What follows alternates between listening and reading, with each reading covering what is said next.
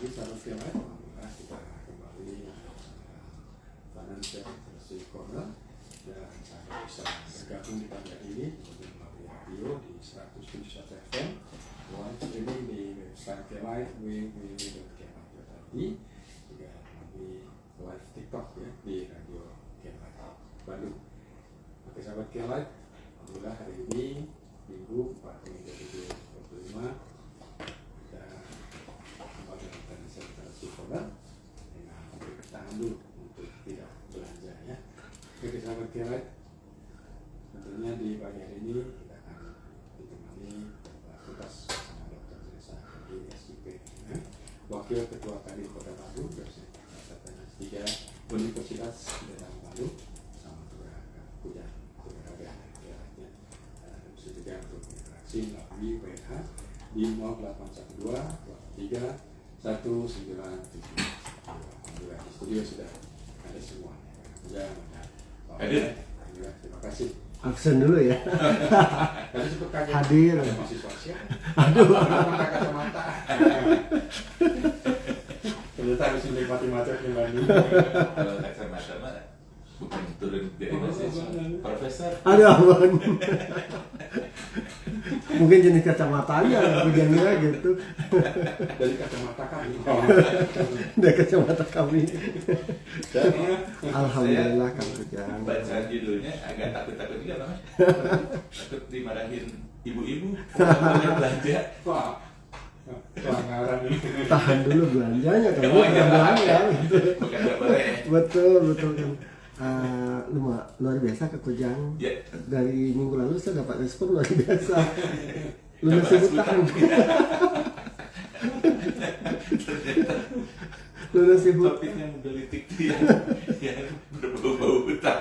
Betul Kang Ujang, banyak yang WA pribadi Kang Ujang, Pak ini gimana ceritanya gitu. Saya baru ambil KPR katanya gitu ya, terus saya baru nih mobil gitu, terus saya baru ganti motor, ganti HP, laptop segala gitu. Pertanyaan saya sederhana, Pak Bu, untuk bayar hutangnya ada uang yang bisa menghasilkan sendiri nggak? Kagak gitu. Ya, alhamdulillah Kang Ujang. Bang Kang Ujang dulu. Saya menambah komen-komen aja. Ya Kang Ujang luar biasa Ya. karena tadi malam luar biasa saya juga ngobrol dengan teman-teman gitu ya. Tapi levelnya berbeda gitu. Levelnya di big company gitu ya. Perusahaan itu gede. Tapi permasalahannya bukan di dia saja sekarang, di karyawannya juga Kang Ujang. Di karyawan. Jadi di level dia udah bisa agak menahan gitu dalam hal kelola uang. Tapi di level karyawannya ada masalah gitu. Masalahnya adalah ketika dia karyawannya itu tidak dikasih edukasi tentang literasi keuangan. Nah, saya melihat ini step by step, tidak indirectly gitu Kang Ujang. Jadi apa yang kita bahas selama ini di Financial Literacy Corner Radio Kilat ini relevan dengan yang dihadapi beliau gitu. Nah, singkat cerita, di level saya Pak Mer, insya Allah materi Pak Mer yang dikilat saya bisa paham gitu ya. Dan saya coba gitu. Dan lama terjadi perubahan gitu. Tapi yang jadi PR buat saya sekarang adalah di karyawan saya gitu. Karyawan saya memang tidak pernah diajarkan hal seperti ini. Lalu mereka juga memang jadi satu sumber gajinya dari kami gitu ya. Meskipun udah lumayan Kang Ujang ya. Saya bilang luar biasa, kemarin saya sampaikan Teh, ini temuan kami nih, bahwa di Sirangga tuh Kang Ujang, dia Rangga bikin aplikasi worker. Percaya nggak Kang Ujang? Worker itu fokus untuk penyediaan ART. Percaya nggak Kang Ujang? Yang lamar tuh S1, D3, lulusan S1 D3, hanya untuk jadi ART. Ada yang salah nggak sekarang? Sebuah fenomena yang bagi saya luar biasa menghantam negeri ini gitu ya. Lalu kemarin juga ada yang hanya untuk mendapatkan satu karyawan bagian accounting yang daftar itu 1.800 orang. This is not a big company but gitu ya, hanya perusahaan yang menengah gitu Kang. Tapi ngelamarnya Kang kan sekarang semua berbasis aplikasi. Oke. Yang daftar tuh luar biasa. Satu posisi diperebutkan oleh 1.800 orang. Itu kalau nggak ditutup kan bisa jadi lebih dari 2.000. dari YouTube kita sendiri yang bingung jadinya memilih. Nah, ada apa sekarang? Terus tadi kita sebelum siaran kebaca lagi kan ya, beberapa media, bagi saya media itu adalah termasuk yang level paling tinggi gitu, yang kemungkinan untuk layoff-nya kecil. Tapi dengar kemarin beberapa media besar Ya. sudah mulai layoff. Media mainstream ya. Betul, Kang Ujang, udah media mainstream udah mulai layoff. Betul, prediksi dari tahun 2024 ini akan terjadi 2025-2026. Ini tahun-tahun paling berat gitu untuk nih. Nah, lalu sekarang saya kemarin sayang banget sih Kang Ujang ketika kita nggak jadi siaran di Belbis ya, karena petir ya Kang Ujang. Ya. Padahal saya nyari tema tuh nggak mudah gitu. Apa sih yang harus dilakukan oleh para karyawan saat ini ketika mereka menghadapi kondisi? Karena saya juga merasakan hal yang sama sebagai seorang dosen, notabene saya adalah seorang karyawan. Saya nggak bisa melihat ini sebagai sebuah cara pandang dulu gitu. Sebagai karyawan dosen tidak akan mungkin dipecat gitu. Yang mecat tuh bukan yayasan, bukan kampus, tapi yang mecat siapa enggak? Konsumen. Konsumen itulah yang akan memecat kita, sehingga kita perlu keluar dari perusahaan itu. Cara mecatnya gimana Kang Ujang? Dia nggak beli produk kita lagi. Ya, dia tidak bisa lagi membiayai dia kuliah gitu kan, anaknya kuliah. Dia tidak bisa lagi membiayai istilahnya biaya kuliah dan lain gitu, sehingga dia berhenti. Kalau begitu saya pun berisiko nggak Kang Ujang? Sangat berisiko. Nah, dua pendekatan yang kita pakai di Kilat ini Kang Ujang. Satu, persiapan masa pensiun. Yang kedua, literasi keuangan. Nah, dalam kacamata financial pensionpreneur, teman-teman sebagai karyawan saat ini harus mulai prepare gitu, harus punya side bisnis gitu ya, sudah mempersiapkan skoci lah, suka nggak suka lah, yang harus persiapkan skoci. Nah, skoci ini akan berhubungan dengan apa materi kita kali ini, bicara literasi keuangan. Ya. Itu apa kan? Oke. Jangan saya kok kesannya menakut-nakutin banget ya gitu. Tapi sebuah Ini tadi udah bawa karung buat belanja Pak. Gara-gara belanja ke gazebo. Ke gazebo belanjanya ya gitu. Bapak tadi dengan panggilan ke Sibu Asai. Saya kan baru. Itu kan Ujang. Jadi tahan dulu belanja gitu ya. Yang ditahan ini yang keinginan kan, bukan kebutuhan Pak. Betul sekali Kang Ujang. Jadi ada sebuah fondasi. Ini bisa jadi pikiran kita nih. Iya. Pertama adalah ada 3 quote yang mau saya angkat pagi ini Kang Ujang. Pertama, orang nggak bisa kaya itu bukan karena gajinya Kang Ujang, tapi karena dia tidak bisa kelola uangnya gitu. Ingat nggak dulu game changer ya? Iya. Pengelolaan uang itu jadi game changer sebenarnya dalam kehidupan kita. Jadi kalau kita nunggu gaji gede dulu baru saya akan kaya, tidak gitu.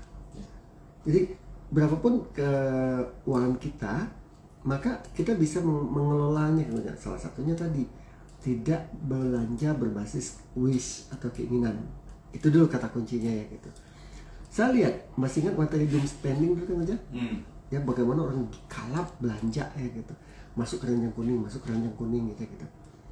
Kalau dia bela online atau dia ke mall, beli ini beli itu beli ini, kayak pede banget, bangga banget ketika bawa paper bag gitu ya, merek satu big brand gitu ya, dia bangga banget belanja barang mewah dan lain-lain gitu, tapi nyampe rumah tidak pakai gitu.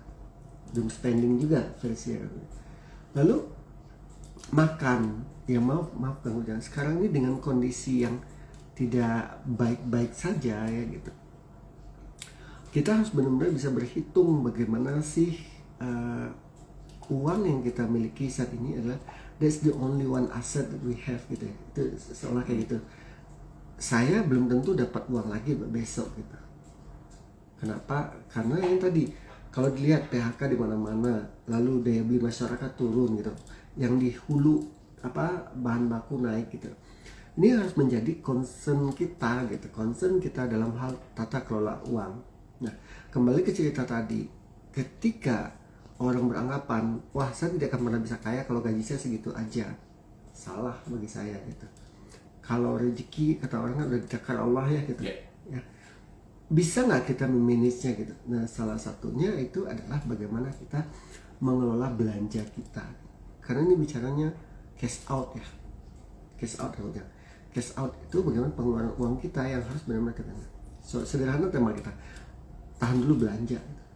Yang ditahan adalah belanja sesuatu yang sifatnya want gitu. Want. Saya dulu pernah ngomong 3-7 hari mikir gitu. Mau beli sesuatu itu. Ini need atau want sih gitu. Need atau want sih gitu. Kalau kita benar-benar need itu sesuatu yang kalau kita nggak punya itu kita mati, sederhananya gitu. Kalau kita tidak punya itu maka kita akan mati. Tapi kalau kita masih bisa hidup dengan itu maka itu adalah want. Nah, kembali ke basic idenya lagi. Ketika literasi keuangan itu bicara tentang pengetahuan, skill dan sikap, itu namanya. Pengetahuan tentang pengelolaan keuangan, skill kita, keterampilan kita mengelola keuangan, termasuk juga berinvestasi, nabung gitu ya kemudian, termasuk juga sikap kan gitu. Sikap kita terhadap apa yang datang sama kita, khususnya ini ada barang baru, HP baru gitu ya, mobil baru gitu. Kalau kita sikap kita adalah bagaimana langsung ingin kepo, FOMO lah gitu, apa FOPO yang katanya fear of other people opinion ya gitu ya. Ini kan menjadi masalah buat kita gitu. Nah akhirnya apa? Kita menahan untuk tidak belanja tuh jebol juga gitu. Kita jebol juga. Mobil lo udah tahun 2006 ganti atulah ya gitu. HP lo deh. Masa sekelas lo nggak HP lo nggak iPhone gitu ya misalnya. Panik nih kan. Ini kan ingat ya FOMO dan FOPO gitu. Itu dua konsep. Datangnya kopo. Kopo itu daerah di sana. Jadi bagi saya saat ini kemudian jadi akan masalah gitu ketika kita sendiri tidak punya knowledge, skill, sama attitude dalam hal pengelolaan keuangan. Sedikit pun kita dapat uang saat ini harus kita benar-benar keep gitu ya. Keep ngeliat sendiri sekarang bagaimana kondisi perpolitikan ekonomi ya gitu ya. Lalu kondisi ekonomi, kalau ekonomi global clear ya, karena perang dagang dimulai dari Amerika, meskipun Amerika ada kendor sekarang tapi tetap aja efeknya kemana-mana gitu. Lalu sosial kan, kriminalisasi, kriminal gimana saat ini gitu. Lingkungan sosial lagi nggak baik-baik saja kan, lagi nggak baik-baik saja. Dan lingkungan masyarakat sekarang sedikit aja kepicu lagi marah gitu ya. Lalu ada pencurian, kriminal gitulah gitu. Yeah. Artinya we are not in safe condition now gitu. The only one can save us is only ourselves gitu. Yang mestinya salah satu isunya lah uang gitu. Nah, jadi pesan yang utama tadi, yang pertama adalah bukan masalah gaji yang tidak cukup, yang tidak bisa bisa bikin kita kaya, tapi bagaimana kita mengelola uang. Ini ada pelajaran yang menarik. Yep. Sekarang kan lagi ini berangkat haji ya, Pak. Ya, betul. Kan kita sering mendengar orang-orang yang pemulung. Betul. Kok mereka bisa naik haji gitu? Betul. Itu bukan karena memang uangnya berlimpah gitu ya. Betul, Karena betul. pengelolaan uangnya Yang dia niatkan gitu ya. betul. Dan dilaksanakan gitu Pak. Nah, Kang Ujang, disinilah konsepnya adalah mindset tadi ya. Yeah. Ada temuan saya yang luar biasa ketika seseorang itu dia tuh tidak punya wish gitu, Yeah. tidak punya sebuah keinginan yang kuat untuk sesuatu, maka dia tidak akan berjuang untuk apa yang dia inginkan itu gitu. Yeah. Nah, temuan saya karena saya di kampus, konsep ini sudah mulai rendah gitu, mulai bahaya karena udah sedikit orang punya itu gitu. Mereka hanya melihat sesuatu yang tampak di depan mereka gitu. Udah let it flow aja gitu. Jadi dia tidak pernah mendefine, kalau boleh saya bilang di Seven Habits itu selalu bicara apa? Bicara tentang start from the end-nya ya. Memulai dari akhir. Dia tidak sampai berpikir ke sana dulu kemudian. Mereka hanya menjalankan. Akhirnya apa? Dia nggak fight. Nah, beda dengan orang-orang temuan kita tadi itu gitu.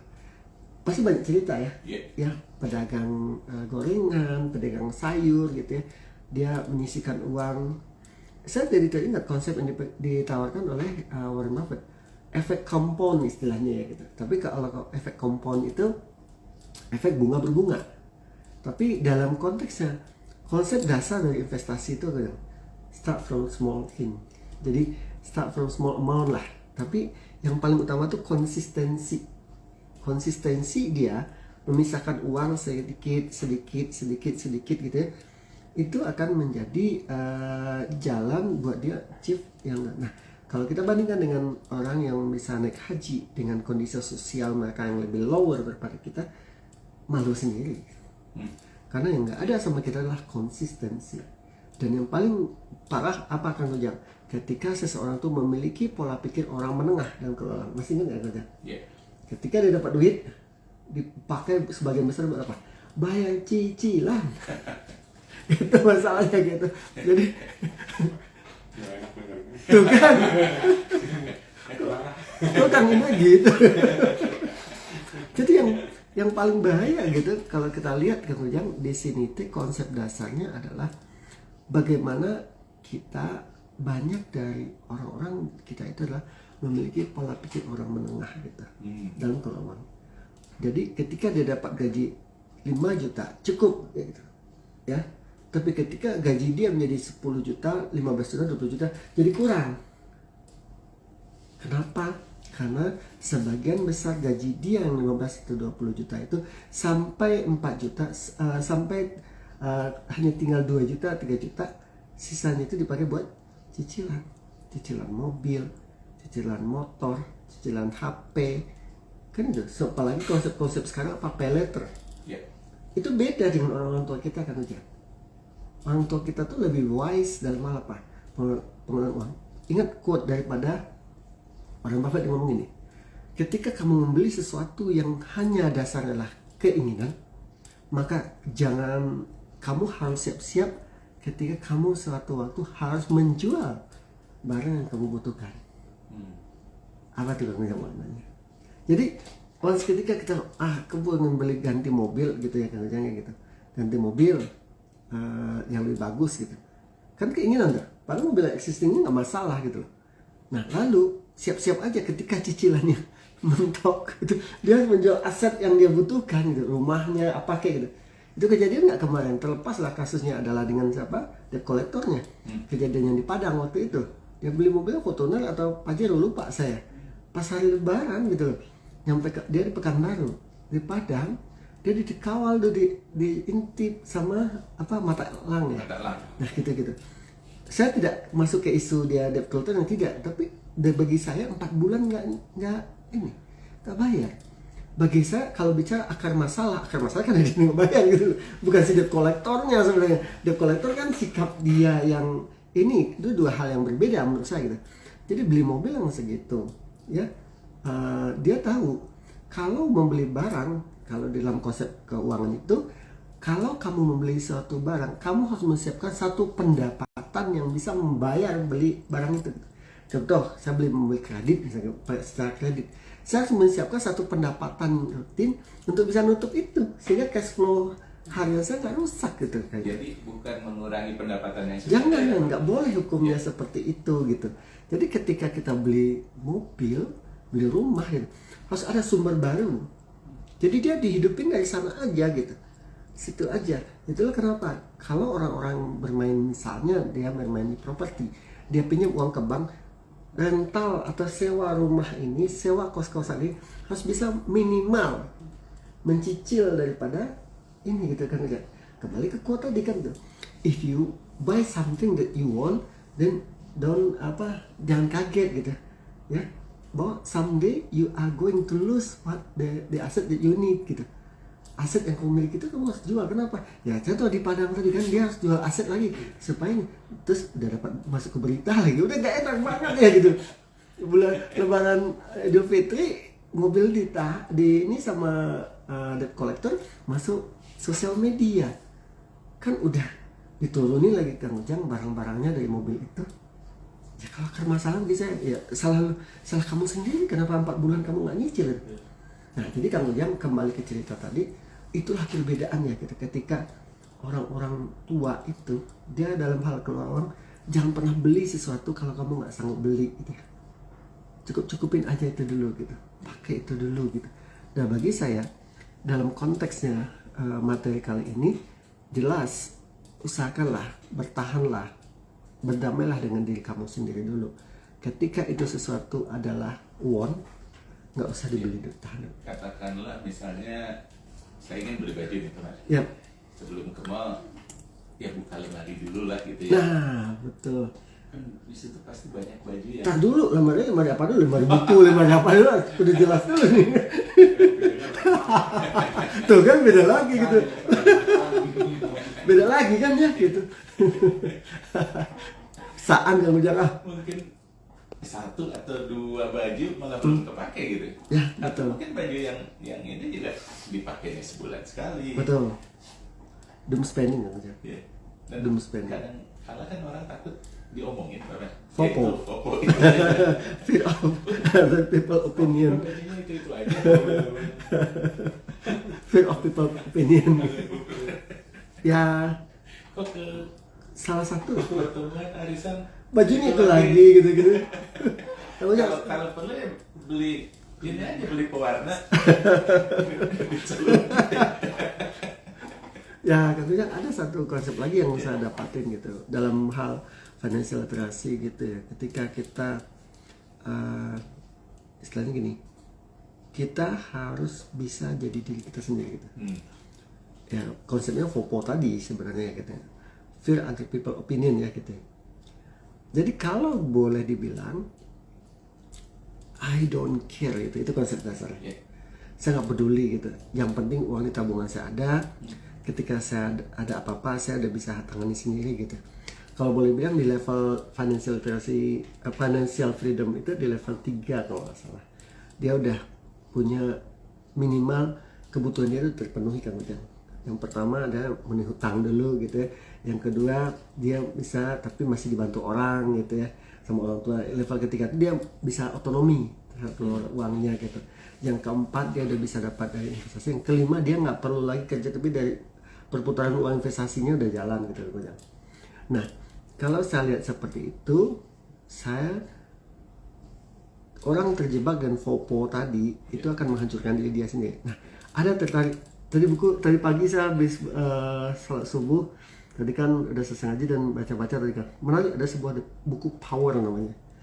Power itu menggambarkan ini kalau ada berapa 40-an hukum ya, hukum. Bukunya menarik buat saya.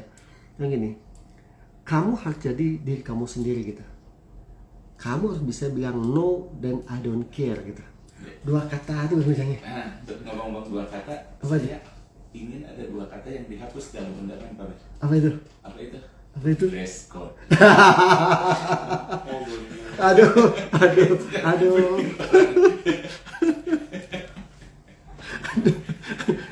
Ya, nggak cuma itu aja kemudian ya. Nggak cuma pengajian gitu, acara kumpul-kumpul gitu. Ada tulisan Dress code gitu. Saya sampai kemarin ya itu kembali ke konsep diri Kang Jaya. FOPO itu dan FOMO itu jadi sebuah hal yang ini buat kita ya. Yeah. FOPO dan FOMO itu bertentangan dengan hukum law tadi, law of power ke bahasanya kamu sebagai kalau mau meningkatkan power kamu kepada orang lain, kamu harus berani say no gitu, and I don't care. Itu bahasa sayanya kan. Kenapa? Seringkali kita kejebak karena kita nggak enakan gitu ya. Karena kita nggak enakan. Nggak enak gitu. Saya mikir gini, orang lain juga belum tentu mikirin kita gitu loh gitu ya. Belum tentu mikirin kita, dia mah lempeng-lempeng wae gitu. Tapi kita udah over aja dulu gitu. FOPO-nya udah muncul gitu. Fear of people opinion. Ketakutan atas tanggapan atau pendapat orang kepada kita. Nah, jadi saya setuju Kang Ujang. No dress code. Nggak bisa lah ditampilin lagi. Doa. Sampai ke situ pikiran ke Ujang ya. No dress gitu. Itu ide nomor sama ngobrol. Amal lagi gitu. Nah, jadi memang Kang Ujang kalau belajar keuangan dari itu. Kayaknya Mangga. kita undang dulu lagi. Makanya Anda bisa bertanya seperti biasa melalui WA di 0812 203 1972 atau live TikTok juga ada katanya di Radio KAI Bandung TikTok ini ya. Jadi ini sudah ada nih yang pamer ya. Yap. Jadi sahabat Sony dulu tadi kan yang pertama masuk ya. Sahabat Sony, udah enggak? Assalamualaikum Pamer, Kang Indra, Kang Pujian, Trio Nu Balagir kan ya. Bukan kenalan. Pamer, jangan belanja seperti apa yang harus ditunda? Langkah yang harus dilakukan oleh kita semua agar ekonomi tetap bergerak. Jika belanja ditunda, apa dampak positif negatifnya terhadap pergerakan ekonomi? Mungkin itu dulu Pamer. Baik, satu dulu ya. Jangan belanja apa saja ya. Nah, saya konsep dasar yang saya ambil teori daripada Maslow itu. Maslow itu ada 5 tingkat kebutuhan. Meskipun udah banyak perdebatan tentang teori ini gitu, tapi bagi saya masih sangat relevan gitu. Yang pertama orang tuh bicara security need ya. Tentang basic need, basic need dulu. Basic need-nya dulu. Basic need. Kebutuhan dasar sandang, pangan, papan. Itu ya. Yang kedua security need, ketiga social need, keempat esteem need, kelima self actualization. Itu adalah kebutuhan, level kebutuhan manusia. Hanya masalahnya level itu sekarang udah nggak relevan, dalam arti mau lompat-lompat gitu. Kadang-kadang orang masih miskin tapi apa kata orang kesohor tapi tekor. Dari tekor sampai tekor. Jadi dia basic need itu belum aman gitu, tapi dia lompat ke self actualization gitu. Jadi pengen tampil gitu. Padahal uangnya ngutang gitu kan, jadi gitu ya. Banyak kayak gitu ya gitu. Nah, kalau bagi saya yang harus kita concern apa saja yang harus kita tahan gitu. Bicara sandang, pangan, papan gitu kan ya. Di sandang ya. Sandang itu pakaian kan ya. Ya. Nah, sandang pakailah baju itu bilang tadi kata Kang Ujang. Kalau masih ada di lemari baju, bukan lemari makan gitu. Bukan lemari buku gitu. Jadi di lemari masih ada baju. Itu sudah gitu Kang Ujang ya. Jadi nggak usah beli dulu baju baru dan lain. Kenapa? Masih ada di situ. Itu semua need atau want gitu. Apalagi godaannya kan banyak. Saya pasti akan banyak dikomplain sama teman-teman UKM. Pasti banyak banget nanti. Abis ini maksudnya gitu ya. Pamer mah ngajarin kami jualan, tapi Pamer sendiri ngajarin konsumen tidak gitu. Artinya apa? Di sini ada perbedaan need dan want. Kesadarannya sebenarnya gitu. Jadi sandang itu pakaian-pakaian yang masih layak kita pakai dan kita bisa rasanya bisa percaya diri. Saya bilang nih, kita nggak perlu baju yang bermerek gitu ya untuk kita bisa tampil pede. Yang penting konsep diri kita kuat, who you are-nya, what do you have-nya, and better than your competitor gitu loh. Apa yang kamu miliki dan lebih baik daripada orang lain. Focus on your strength gitu loh. Ya, fokus pada kekuatan kamu. Jadi bagi saya baju itu adalah complementary gitu. Konsep diri kamu harus kuat dulu, self value kamu harus kuat dulu gitu. Nilai diri kamu. Nah, jadi jangan kebalik, baju kamu bagusin tapi self konsep kamu nggak punya gitu. Integritas kamu nggak punya, kejujuran kamu nggak punya gitu, apalagi disiplin kamu nggak punya, fokus kamu nggak punya, intinya kamu nggak punya itu, tapi kamu nutupin. Dan ini banyak sekarang tampilan aja. Nah, jadi pertama yang harus kita keep itu adalah dari sandang dulu kalau menurut saya ya gitu. Jadi itu paling bocor gitu. Kenapa? Paling gampang orang menggodanya di marketplace, di online itu kan udah. Yang kedua baru pangan Kang Ujang. Kalau kita mau ikuti teori Maslow makan gitu ya Kang Ujang. Bagi saya masih kan nggak ada 4 sehat 5 sempurna. Itu kan nggak harus pakai makan di kafe atau di resto gitu yang pasti harganya pasti higher gitu. Yang harus kita ini adalah kecukupan gizinya ada nggak sih gitu. Saya bilang Kang Ujang, saya nggak malu kalau di ini pun saya masih bawa bekal gitu misalnya gitu. Beli gitu ya, saya masukin. Kalau di mana di kampus ya bukan apa Kang Ujang, minimal saya makan nanti tuh kalau makan diajak teman segini gitu ya, makan yuk, makan siang yuk, makan kemana ya, kalau di Cikutra kan macam-macam tuh kan udah banyak kafe-kafe juga kan ya, rumah makan juga di sana gitu. Sekali makan habis 100 misalnya. Itu kan bagi saya teringat sebuah cerita di sebuah buku, tapi saya lupa bukunya, itu buku menarik. Itu kaya karena dia puasa beli kopi tiap pagi gitu. Itu bahasa sederhana. Jadi ada sebuah buku tentang financial literacy ini, dia bisa merubah kondisi keuangannya hanya dengan bertahan tidak beli minum kopi tiap pagi. Jadi di setiap pagi itu dia sebelum kerja masuk ke kafe, minum kopi. Nah, lalu dia berdiskusi, apa yang saya lakukan untuk memperbaiki ekonomi saya? Stop kamu minum kopi di kafe. Dalam hitung setahun uangnya kan salah satu cup of coffee itu berapa dolar? Lupa saya artikelnya. Diakumulasi, itu saya bilang hukum compound, hukum menggunung istilahnya ya. Jadi kalau dalam ilmu keuangan itu financial literacy itu ada hukum menggulung kan ya? Snowball gitu. Jadi itu menggulung uang istilahnya ya gitu. Gede. Nah, itu yang contoh kalau kita di pangan. Jadi pangan juga kita harus mulai mikir-mikir nih. Bukan berarti makanan yang mahal tuh. Apalagi kebiasaan orang kita apa coba Pak Kang Ujang? Makan di resto nambah tapi sisa. Bener nggak kan? Yeah. Kang Ujang pasti lah tahu lah ya, sejak menjual sate. Jadi kadang-kadang kan kalau orang tuh kan kadang-kadang ada impulsive buying kan ya. Kalau impulsive buying itu dia beli sesuatu yang tampak sama dia jebret gitu, makannya enak. Makin saya nggak tahu kalau yang umur saya udah 48 49 ini kapasitas perut saya juga udah berkurang kan ya. Dulu makan pasti nambah gitu, sekarang enggak gitu. Jadi makan ambil setengah piring, sekarang tuh lauk udah cukup gitu. Terus dia biasa tuh tambah lagi enggak gitu, perut saya malah begah gitu.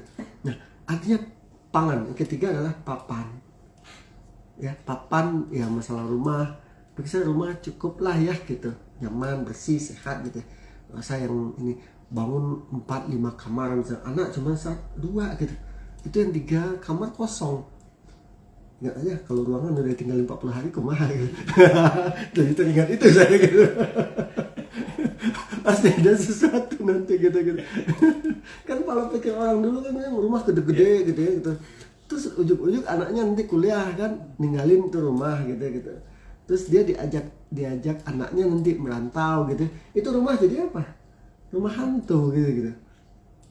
Padahal ngebangunnya apa coba kamu? Minjam uang ke bank gitu untuk ngebangun. Saya bilang kadang-kadang kita berlebihan di situ gitu loh. Nah, boleh ya nggak kalah penting sekarang apa kamu selain senang papan? Pulsa, kota gitu. Nah, Kang Ujang, ini yang harus menjadi concern kita saat ini. Kita bicara tentang pengelolaan, ini jawaban pertama. Yang kedua, langkah yang harus dilakukan kita semua tetap bergerak. Memang ini secara makro akan berpengaruh pastinya ya, gitu. Karena kelihatannya berhubungan dengan yang kedua ya Kang Ujang ya, jika belanja itu ya gitu. Kalau saya lihat penggerak pertumbuhan ekonomi bukan konsumsi daripada masyarakat, itu betul sekali gitu. Ya itulah kenapa dulu waktu zamannya pandemi waktu itu, ingat gak banyak instrumen pembiayaan ya, bikin masker supaya ekonomi bergerak gitu, ekonomi. Tapi saya bilang gini, akan lebih efektif juga gitu pertumbuhan ekonomi bukan hanya dari sisi konsumsi seperti itu saja. Oke? Kalau seandainya konsumsi masyarakat didorong kepada sesuatu yang won, padahal itu uang pinjaman bank, itu bank bisa macet juga nggak? Iya, benar. Kan sirkular gitu ya, sirkular gitu ya. Jadi kalau seperti itu, bagi saya pergerakan ekonomi bukan itu saja, ekspor juga bisa menggerakkan ekonomi gitu. Ya, kebutuhan masyarakat, kesehatan masyarakat itu juga bisa menggerakkan ekonomi. Yang kita batasi tadi adalah bagaimana won itu bisa dikendalikan dan fokus belanjanya kepada need. Kenapa? Won need-nya nggak dipenuhi, malah lompat langsung ke won gitu. Akhirnya secara ini nggak bergerak juga. Ekonomi juga bisa bergerak kan dari sisi industri kreatif, bisa juga tentunya dikirim, ekspor ke luar negeri bisa gitu. Nah itu Kang Ujang. Ya. Ini tambahannya ada 2 kata yang ingin dihilangkan, yaitu tidak didenda. 3 aja. Tidak didenda. Masalah didendanya dipisahin gitu. Kasolnya kalau mau 2 didendanya disatuin gitu. Pisaan gitu. Ada lagi yang indah? dari Oke. sini kalau kita lihat di sahabat Sandi studio. Kenapa ya hati ini ingin membeli beberapa barang yang penting atau bayar hutang, tapi kemampuan keuangan tidak mencukupi? Yang jadi pertanyaan, bagaimana caranya yang terbaik menurut pengalaman Pak Mer dalam kondisi sekarang, katanya Pak Mer. Makasih Kang Sandi. Saya bilang saya pernah pada posisi Kang Sandi gitu. Itulah kenapa tema yang saya ambil kemarin kita bahas kemarin itu adalah hutang gitu. Hukum yang saya pakai selalu bicara ini ya, bagaimana sih dia kita itu ya, hutang itu malam nggak bisa tidur, siang malu gitu. Yeah. Malam itu benar-benar saya rasakan dulu, dari mana lagi ya saya besok harus bayar hutang gitu. Dari mana lagi saya dulu harus mencari uang gitu kan, gitu. Itu berkecamuk terus gitu, nggak bisa tidur gitu. Bagaimana kita menghadapi gitu ya hutang yang gede ini gitu. Siang malu, kenapa? Karena orang datang ke rumah misalnya, orang datang ke sekampus misalnya, orang datang ke tempat kerja kita, itu saya bilang haram hukumnya saya berhubungan dengan pinjol. Karena saya banyak melihat teman-teman saya gitu Kang Ujang, teman-teman saya yang benar-benar gitu, saya kira kamu mah gitu. Dia nangis-nangis nelfon saya, Pak Mer, bantu saya gitu. Kenapa gitu? Aku kena pinjol walah, saya bilang gitu. Saya gibap, saya bilang gitu. Dari konsepnya kita udah tahu bagaimana dampak ya pinjol. Kenapa saya paham banget secara psikologi orang berhubungan pinjol itu karena dia kepepet ya. Logikanya turun ke emosi, bahkan menjadi alam bawah sadar gitu. Kalau orang udah emosi, dia tidak akan bisa berpikir sistem input, proses, output, outcome sampai impact. Nah, singkat cerita datanglah ke pinjol, foto gitu ya, foto. Lalu kan kita masuk foto kita dari saya, gimana sih proses pinjol itu saya nggak ngerti sama gitu. Ini Pak pakai foto KTP gitu, daily gitu. Nanti ngisi data. Segitunya. Ingat nggak aku zaman dulu kita bahas kan aja. Yeah. Dulu kita ngajin kartu kredit kumaha gitu. Diminta nomor telepon rumah ya gitu, ditelepon. Nanti kasih tahu ke saudara atau orang di rumah, nanti ada orang bank nelfon, iyain aja enggak. Lalu siapa keluarga yang tidak serumah ya gitu ya, panjang proses. Listrik, Betul, rekening Pak telepon, PBB segala gitu. Artinya apa? Prosesnya boundariesnya tuh 5C dalam hal kredit uang ke bank ya, capability, apalagi sampai itulah kerja ya gitu, kapasitas dia ya gitu. Lalu tidak diperhatikan sekarang. Saya sedih gitu, itu kejebak sendiri gitu ya gitu. Nah, mudah sekali gitu kan. Dengan mudah itu orang gampang mendapatkan uang pinjaman bla bla bla. Nah, kembali ke cerita tadi gitu. Saya ngeliat ketika kita sudah berhutang pasti kendala kita dalam membayar. Kenapa? Itu udah jadi habit buat kita. Nah, saya mencoba waktu itu ngunci diri saya, selesai sama gitu. Udah cukup, saya udah mau kejebak situ gitu. Nah, jadi dua hal yang menurut saya. Pertama, dalam in your mind gitu, pastikan paksakan diri, saya udah nggak mau berhutang lagi. Ingat nggak gue jangan lunasi hutang, jangan berhutang lagi. Itu kan sebuah ini di benak kita gitu ya gitu. Cuman kadang-kadang kita masih membuka celah Kang Indra. Masih bisa hutang kok. Masih bisa pay letter kok. Bisa pinjol kok. Masih ada kartu kredit di dompet. Saya nggak punya lagi kartu kredit. Profesinya tukang gali. That's the point. Gali lubang tutup. Itu kan. Yang kedua, dalam literasi keuangan betul Kang Ujang. Kita harus open our mindset. Konsepnya kembali tadi, konsep ke entrepreneurship, di mana dia akan selalu mencari apa Kang Ujang? Peluang itu. Nah, dia harus benar-benar dia harus benar-benar selalu mencari peluang. Ingat nggak, peluang itu dari mana? Masalah atau kebutuhan orang lain. Nah, kayak itu yang kita kawal terus gitu loh. Ada peluang nih, orang masalah ini, Pak Mer, aku butuh ini nih. Tar dulu, otak saya, ini peluang buat saya. Saya akalin. Tapi nggak boleh asal juga kan Ujang. Once kita tidak bisa, bilang tidak bisa. Wah dibilang bisa. Nanti orang kecewa sama kita gitu. Banyak banget gitunya gitu. Sesuatu yang bisa kita, oh ini bisa saya ambil nih. Maka Kang Sandi, kalau saya yang kedua yang saya kejar, apa other income yang bisa saya create? Pendapatan lain-lain apa? Saya bilang, saya yakin sama Allah. Allah tuh ngasih kita akal untuk berpikir gitu. Mau nggak kita mikirin peluang apa, masalah orang lain tuh jangan dihindari gitu. Tapi diambil gitu, dianalisis, digali. Oh bisa saya ambil, ini cuan ya buat saya gitu. Nah, pertanyaannya mau tidak? Kayak gitu kan Ujang. 24 jam sehari, 7 hari seminggu. Kita harus benar-benar mengoptimize potensi diri kita gitu. Kalau kita, saya bilang ini, tanggal sekian, saya ngasih batas dulu tuh, saya batas waktu. Tanggal segini saya harus lunas hutang. Saya udah nggak mau berhutang-hutang lagi. Pusing saya bilang gitu. Bener-bener kan Ujang, mentok saya tuh kalau dulu tuh punya hutang tuh mentok. Kesini kena, di sini kena, keingat lagi orang lagi. Dulu mah bener-bener kan Ujang, saya open aja ya, kartu kredit saya punya. Kartu kredit punya. Rumah, mobil, motor, apalagi kan Ujang. Oke. Saya punya hutang di situ gitu. Cicilan ini wah gila. Tapi saya nggak bisa bergerak kemana-mana gitu. Ide itu nggak keluar. Nah, kerja lihat sendiri lah waktu saya kurus banget dulu tuh ya. Amar kok kurus pisan gitu. Itu efeknya ke diri saya gitu. Tapi perlahan tapi pasti, ya Allah, siapa yang lunas hutang, saya bebas hutang gitu. Jadi dua itu yang harus kita ini. Pertama ya, benar-benar dalam main kita, aku udah nggak mau berhutang lagi. Yang kedua, jual aset perlu jual aset lah. Dan ngasih hutang ketika niat kita nggak berhutang lagi gitu. Maka insya Allah kita akan bisa lepas dari situ kan.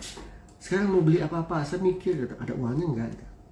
Karena konsep tadi, saya harus punya satu sumber yang bisa nutupin pembelian itu gitu. Nih, saya mau beli ganti mobil misalnya. Kemudian pasti mikir, kok Pak Mar mau beli itu aja gitu. Ganti gitu.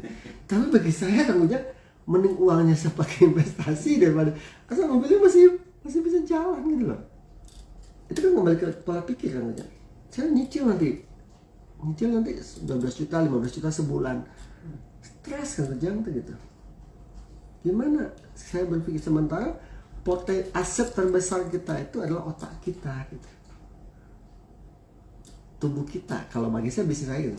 Itulah kenapa tadi saya mikir kadang-kadang orang itu tidak memahami konsep diri. Ada namanya self awareness kan.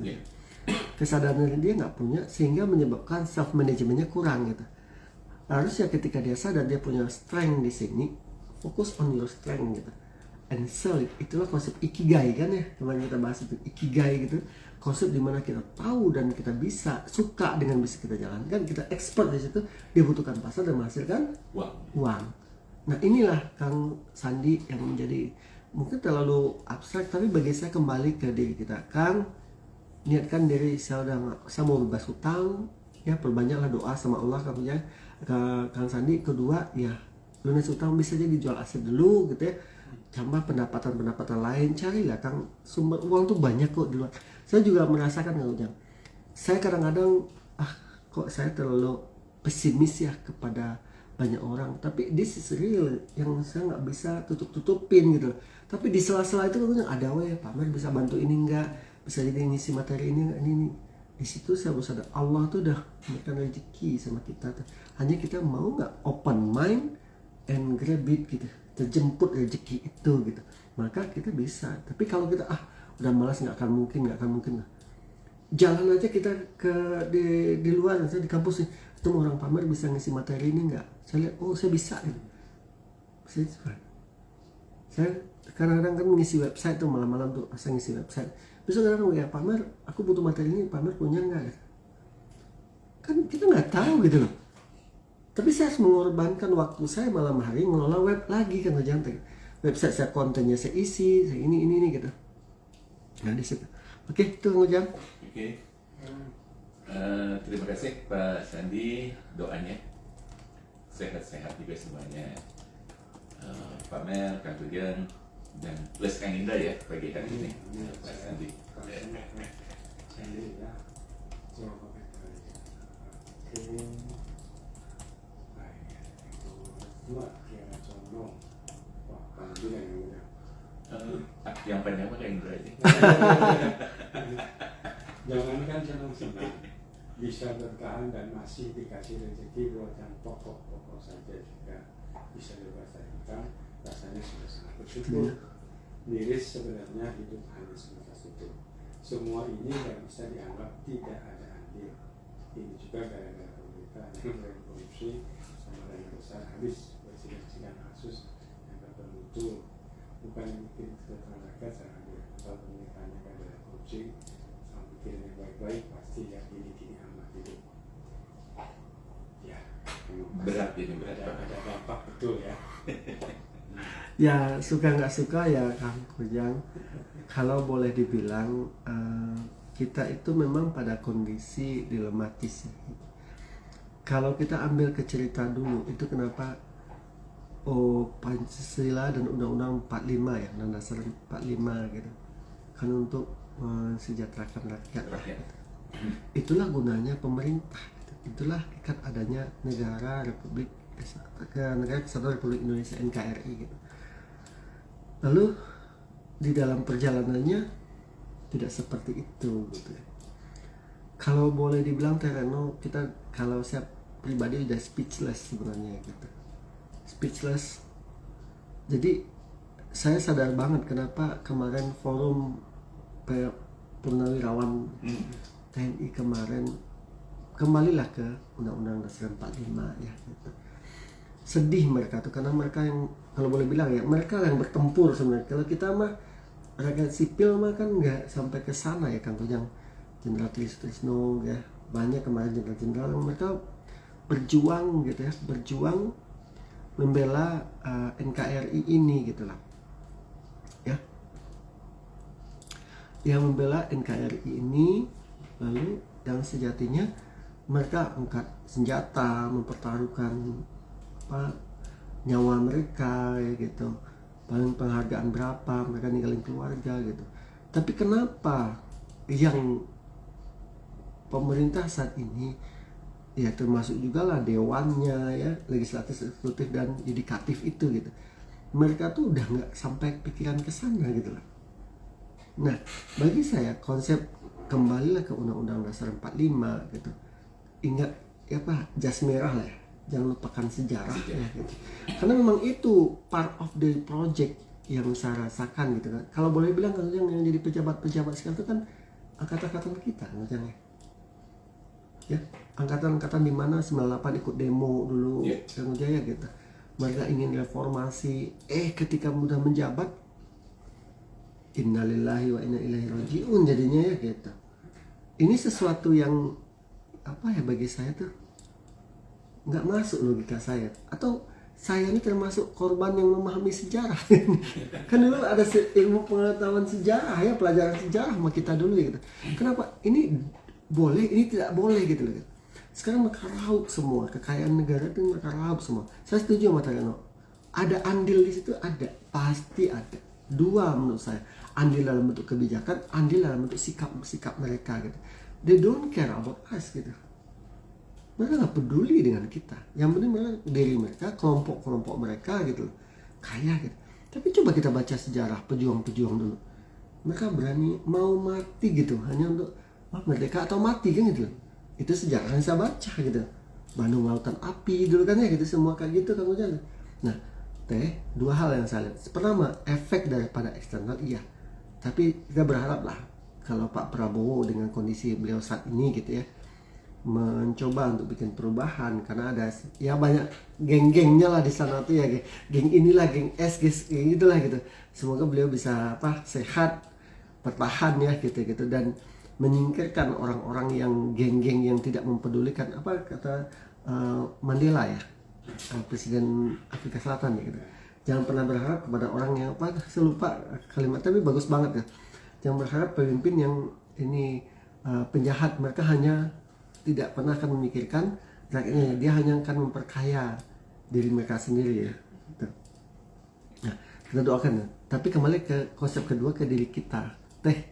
At the end of the day, ada kita berpikir jangka pendek, jangka menengah, jangka panjang. Satu lagi jangka iman. Itu yang masalahnya ya gitu.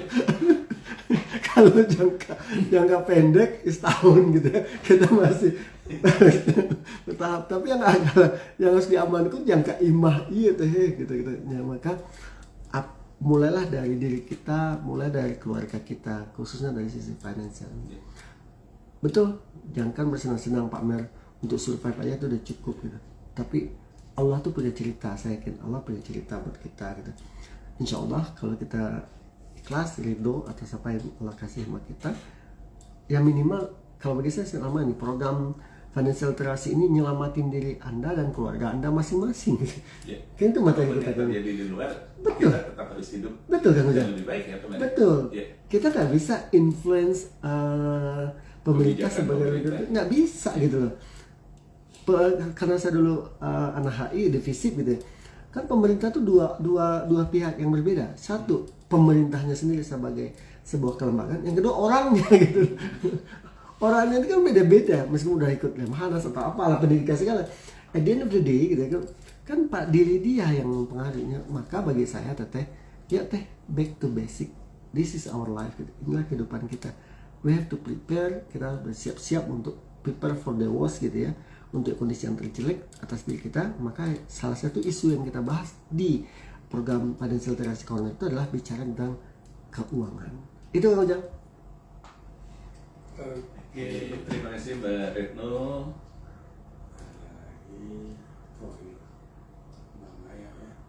Aku akan tetap belanja di UMKM. Nah, eta pisan.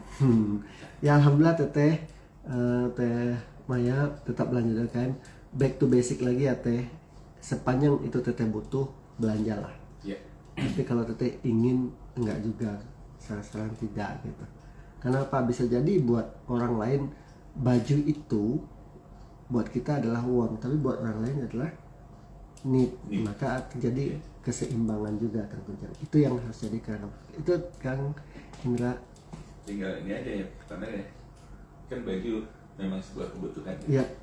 Harga bajunya itu yang biasanya ya. Betul, UKM kan banyak juga, kan nggak spesifik UKM-nya gitu. Itu yang oke. Yang baca nih. Mbak Doti. Kang Ujang bacain Kang Ujang. Ya. Bagi Kang Ujang pamer plus Kang Indra. Gak ada Kang Indra. Gak ada Kang Indra. Isu-isu. Yang harus dikesampingkan DC dress code untuk kondisi saat ini. Setuju? Setuju. Bukan kolektor ya. Kalau itu mah harus dihilangkan. Jadi kita dengerin itu kan. Iya Kang Indra. Oh iya ada Kang Indra. Setuju. Berarti si DC ini yang rusak perbelanjaan. Aduh. Oke. Nah ini dia. Tadi itu cocok pamer nih. Kang Ujang yang baca. Kang Indra yang baca. Ini yang Bu Haswati ya. Makanya kemudian saya sering buka lemari makanan kering, makanan basah. Kalau buka lemari baju, kalau cari baju yang keringnya kencingnya sudah. Udah kelamaan maksudnya. Bu Haswati bisa aja. Jangan jadi alasan beli baju baru. Kan bisa diperbaiki kan gitu. Hanya kelimnya aja sama kancingnya yang copot bisa dipasang lagi.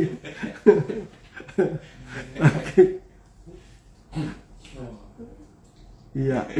Banget respon. Ignore dulu one-nya. Betul Mbak Doti. Ya, disinilah self control ya Kang Ujang. Yeah. Jadi FOPO itu jadi kata kunci sama FOMO itu ya. Fear of people opinion. Bagaimana apa ya? Kita ngeliat pendapat orang lain tuh ya kita harus berani cuek gitu ya. Kita harus benar cuek gitu. Bilang I don't care gitu ya gitu. Maka kita akan bisa be ourselves gitu. dan berani ngomong tidak. Dalam konteks financial literacy itu adalah salah satu kunci sukses yang aku jangan. Banyak buku-buku yang membahas tentang literasi keuangannya. Kamu berani nggak ngomong tidak? Gitu. Itu yang dia challenge dulu di dalam buku itu Kang Ujang. Saya bilang ini maksudnya apa sih gitu ya gitu. Tapi ketika kita dalami benar Kang Ujang, berani nggak kita bilang tidak? Kang Ujang, jalan-jalan yuk makan gitu ya, di mana, di Pascal misalnya. Tidak, kata Kang Ujang. Tapi kan untuk mengatakan tidak itu kan nggak mudah. Nggak enak sama Meriza, ini cuma sekali, entah kapan lagi, kan banyak godaan di dalam diri itu gitu ya. Nah ini yang challenge terbesar buat kita. Itu Kang Ujang. Sangat mandiri. Kemudian ada seru-seru sekarang ada musik LSM. Akal bapak-bapak pada dia aja komen. Panas. Kalau masak.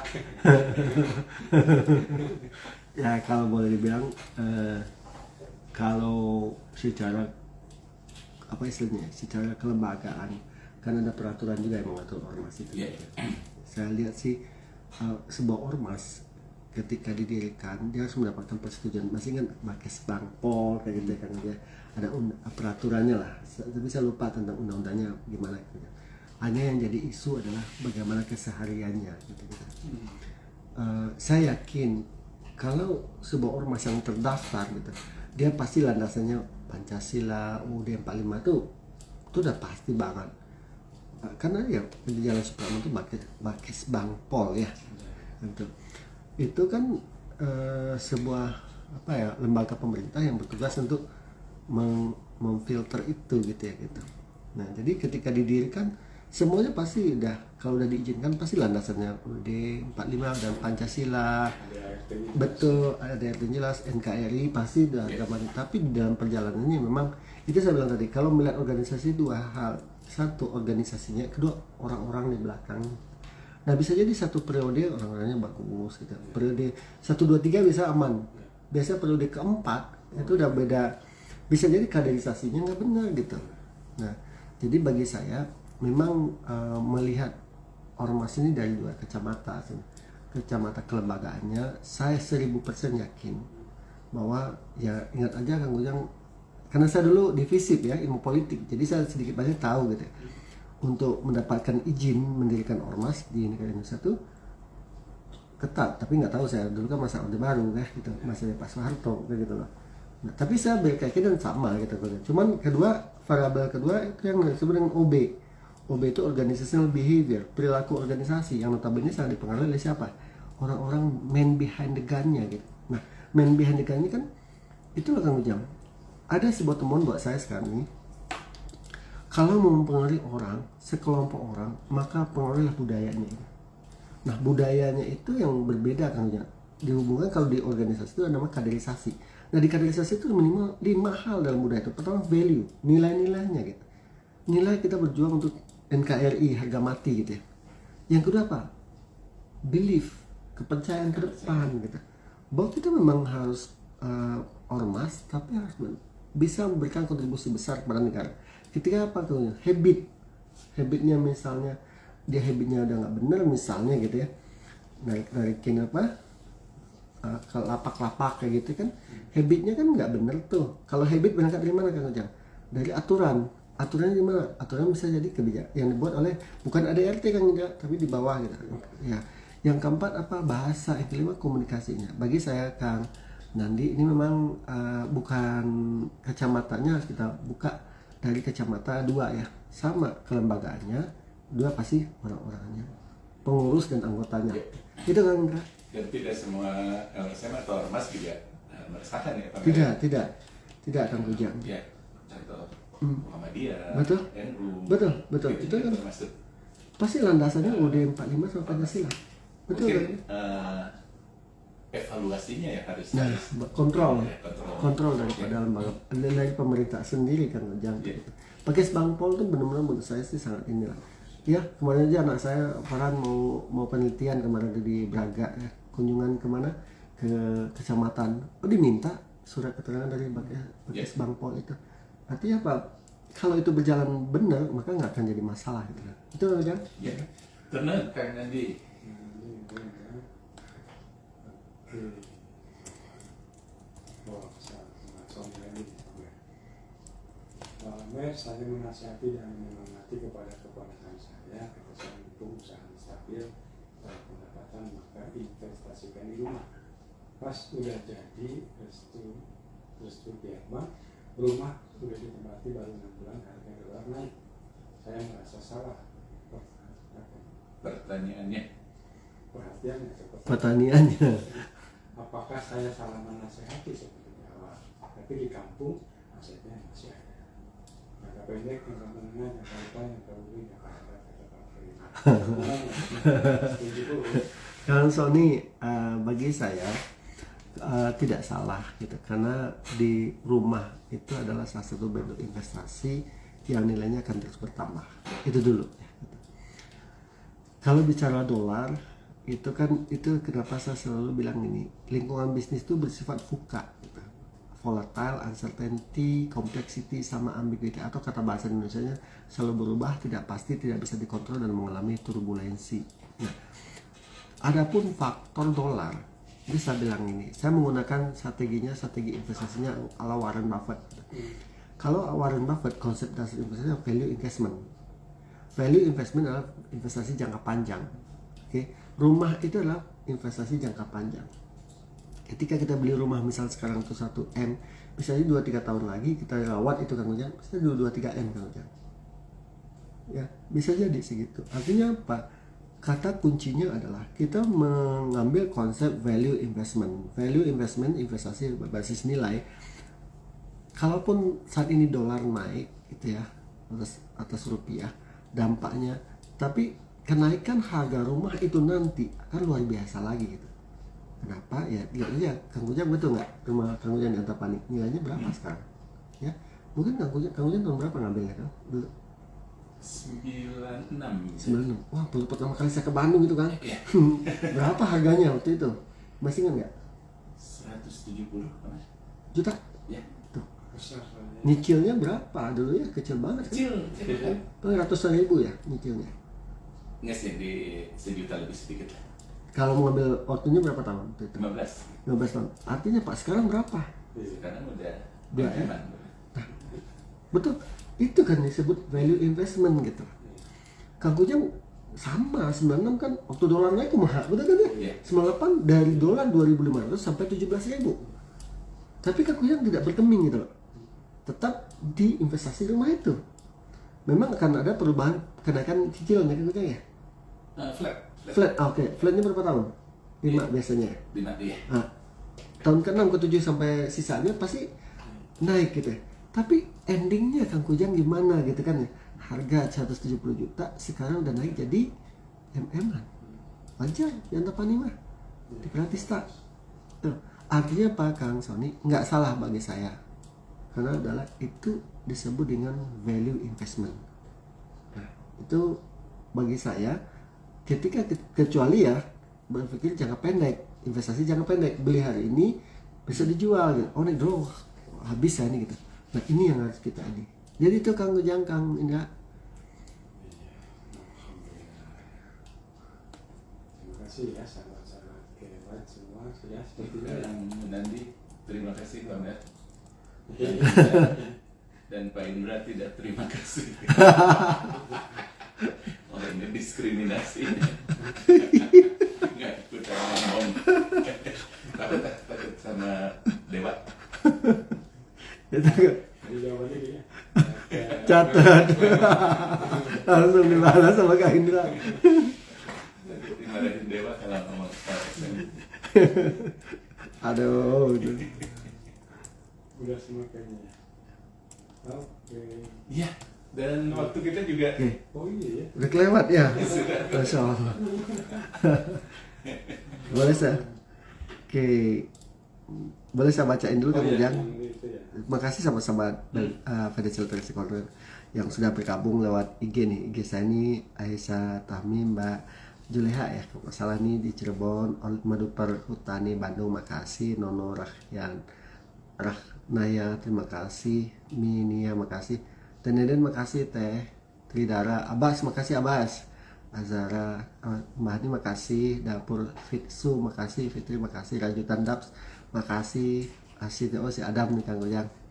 Makasih Kang Dam. Nah, mohon izin Pak Mer tadi live di TikTok live IG nggak apa Abbas gitu ya. Ihaswati terima kasih. Yusak Budi makasih Pak Yusak. Irmayanti dari Sumedang makasih Teh. El Kudus Pelamin makasih. Ini dari IG-nya Kelight lumayan banyak nih. Hilmi 08 makasih. Yewijaya 689 makasih. Andrew 1206 makasih. Olivia makasih. Astrid Solusia makasih. Di 05 makasih. Diatma New makasih. Hari Sudrajat makasih. Analogus makasih. Tresnandi makasih. Gasmaron makasih. Ciku makasih. Ran Kausar makasih. Karena Agus makasih. Karena Nagus makasih. Yusek Budi Super makasih. Asep Fani Sehendruk 1 makasih. Terima kasih sahabat-sahabat sekalian. Kalau bicara tentang, boleh saya kasih sahabat sedikit kan aja? Ya, Sahabat-sahabat sekalian terima kasih sudah bergabung diskusi pagi ini. Diskusi ringan, semoga apa istilahnya kan yang nonjok ya gitu, menyentuh sesuatu. Minggu lalu kita bicara hutang, ya lunasi hutang, jangan hutang lagi ya. Sekarang kita tahan dulu lah belanja. Sahabat sekalian, hidup itu tergantung kita saat ini. Bicara pemerintah ya, biarlah pemerintah menjalankan perannya. Biarlah semoga pemerintah bisa melindungi kita ya gitu. Kembali ke UUD 45 ya istilahnya ya gitu. Lalu kita bisa fokus bakat kebutuh tadi ya. Bakat kebutuh jangka imah yang harus kita salah satu instrumen yang kita pakai adalah bagaimana kita mengelola keuangan keluarga. Nah, jadi sahabat berhematlah. Ingat, kalau mau beli sesuatu pikirkan ini need atau want, fokuslah ke need. Kedua, kalau mau beli sesuatu memang butuh siapkan sumber barunya untuk nutupin itu gitu ya. Jangan pakai cash flow gitu. Yang ketiga, janganlah beli sesuatu yang kamu inginkan, karena apa? Someday kamu akan kehilangan barang yang kamu butuhkan untuk membayar itu gitu. Nah, banyak pelajaran. Jadi saya sampaikan semoga bisa jadi renungan buat kita semua. Yuk kita dalamin financial literasi untuk mencapai financial freedom. Kita hidup cuma sekali. Salah satu instrumennya keuangan. Ketika keuangan kita benar, insya Allah kita bisa hidup lebih baik. Itu Kang Ujang. Ya. Masih ada tambahan-tambahan ini? Udah aja ya. Itu ya, saya agak kebaca Mbak Paul. Oh, kalau Bapak itu need atau wan ya? Kalau wan balikin lagi deh gitu ke tukang jualnya. Kalau Mbak Paulnya setrek mah. Kasihan juga tukang jual Bapak ya kan. Gitu. Oke. Kita sudahi ya Kak Indra. Iya. Kalau di grup literasi financial literasi. Oh, ada. Terima kasih ya. Ada yang komen juga nih. Mbak Dinda. Ibu Dinda ya? Ibu Dinda juga. Boleh dong belanja, tapi untuk kebutuhan yang perlu, contoh sembako, wajib katanya. Yang tidak boleh itu yang tidak butuh-butuh amat. Ya. Baru jangan belanja. Kasih. Bener ya, Pak Mer ya? Ya, betul. Bismillah. Terima kasih banyak sahabat semua yang di TikTok juga ya. Ini cukup banyak yang ikut di ya. Ya, kita selesai hari ini. Ya. Boleh, tentunya. Sampai minggu depan ya. Kita Ya. lagi sahabat semua. Tapi rasanya yang ingin konsultasi di grup financial literasi bisa ya. Bisa Kang Gendra. Mudah-mudahan minggu depan sudah boleh belanja. Tapi belanja yang betul dibutuhkan ya.